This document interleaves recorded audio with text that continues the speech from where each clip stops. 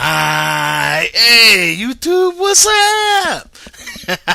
It's Joe D. I'm gonna do another beer review, and this beer was sent to me by 3L3. In my beer mail, I had got his name wrong. I thought it was 313.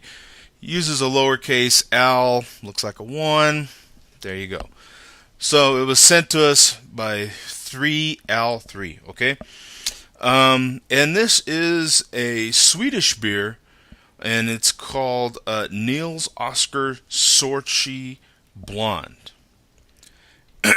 Okay, it is 6.9% and by volume, and already I can tell this is a definite. The style is a Belgian pale ale, and I can definitely tell it is definitely pale because I can already see through the bottle. I don't know if you can, but well, I've got the advantage of having the light here.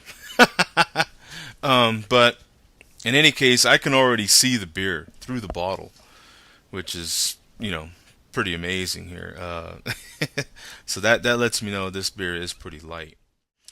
Like I say, it is a Belgian pale ale, 6.9% ABV. I don't have the IBUs, and IBUs I'm really becoming. It's a stat that I really like to know. Just because it lets you know with a number on the scale, like how hoppy it is or how non-hoppy it is. So kind of gives you a good idea, especially with pale ales, because pale ales, some of them can be pretty darn hoppy. Recommended serving temperature is 45 to 50 degrees. This one's probably right in that because it was. I've had it sitting out about 10 minutes now, about 15 minutes, so it's not as um, not as much condensation on the bottle as there was a minute ago. So it's definitely warming up to temperature. Other than that, I can't read the bottle because it's all in Swedish. The website for Nils Oscar is nilsoscar.se.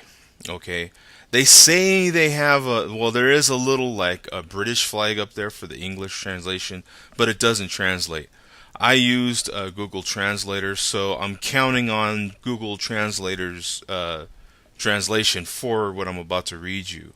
Um, Nils Oscar Sorchi Blond is spiced with Japanese hops, the Sorchi Japanese hops, that gives a rich fragrance of citrus.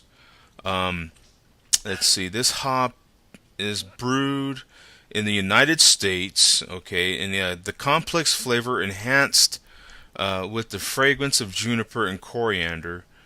So that if some of this don't make sense, it's because of the translation here. The yeast is of Belgian origin. Okay, however, let's see, they do use barley, several different types of barley malts and wheat malt. Uh, the beer is full-bodied with great rounds and not filtered. Okay. And it is ideal for both white meat, poultry, fried fish, and of course, solitary majesty. I love that. That is excellent. Solitary majesty, which is exactly how I'm going to enjoy this right now, all by myself. So, well, with you actually. So I'm not by myself. There we go. I don't have to drink alone today. Nice. Um, so that's it. I think we've covered everything. I have a very spotty glass today. Oh well. And of course my trusty opener. And here we go, man. Let's dig into this beer. Okay, let's not wait any longer. A nice cap. I like the cap on there. Um, I know it's hard to see because it's pretty much, but I took a picture, so I'll have a picture for you on there. Let's see what kind of smoke we get from the Swedes, man. Oh, hey, what's up with that, man? Not really that good a smoke. And you know what? From looking at the cap, that's not that's not a good sign of a seal. You see what happened in that cap there? Can you see that?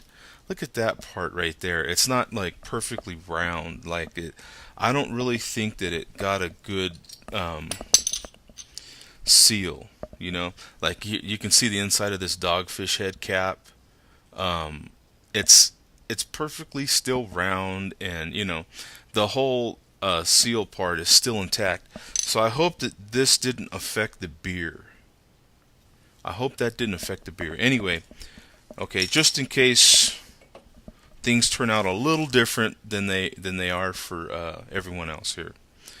Okay, as I'm pouring this beer, I did get the impression, okay, that this is a one-time only beer.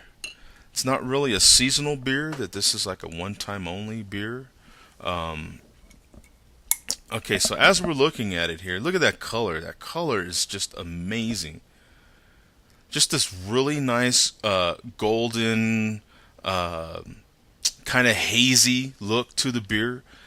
Kind of medium carbonated. You can see the bubbles going right through it. If I keep the glass still enough here, you can see the bubbles going right through it. Um, the head is a nice one finger head. Uh, yeah, about a nice one finger. From the top, it looks really creamy. It is giving off a really nice citrusy note. I have to admit there is a spicy note, but I'm not real familiar with those Japanese hops, so I'm not. I imagine that's the Japanese hop because it is spicy. It does give off some of that coriander and those that spicy note that was supposed to be in there. Definitely getting that. So we're gonna dig in, try this beer out.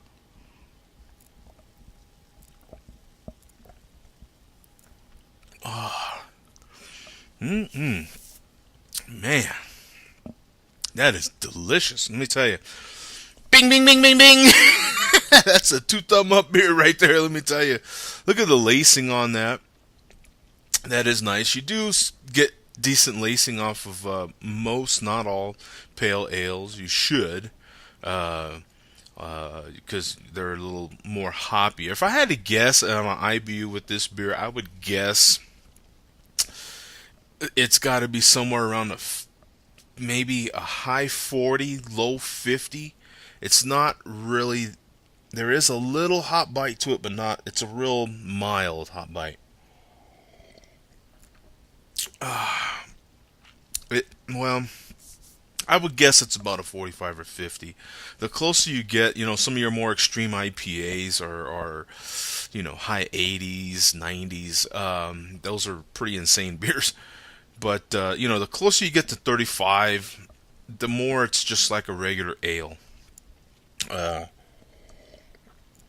the more, that's where you're getting into your, brown ales and stuff like that, or beers that are sweeter, usually like a 35. So that's just giving you an indication where I think this beer is at as far as its bite, its boldness. That's why I love that IBU stat. I think that's an important stat when it comes to beer, but it's harder and harder to find. They have the price listed here. It's in Swedish. I don't know what their currency is even. I don't even know the name of their currency. So I don't know if they actually just use uh, the euro or anything, but it's a 99 the price. So I don't. It doesn't mean anything to me. I'm sorry because I don't. I'm not familiar with their currency, but I definitely give this beer a two thumb up. Mm. It's really good. Really mm, spicy. It's definitely a very good pale ale. I would definitely have this with some nice fish. A nice. I'm not a big shelled fish person. I like a nice fillet of something. Like I have actually some orange roughy here.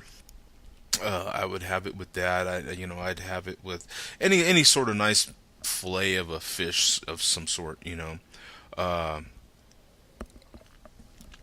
a lot of people here have salmon, so that's common. Or a nice fried pork chop or something might go good. This is a very good beer. I'm glad that I have more to enjoy. So I'm gonna enjoy this, man. You guys take it easy. Let me know what you think in the comments, as always. Okay, take it easy, man. Peace.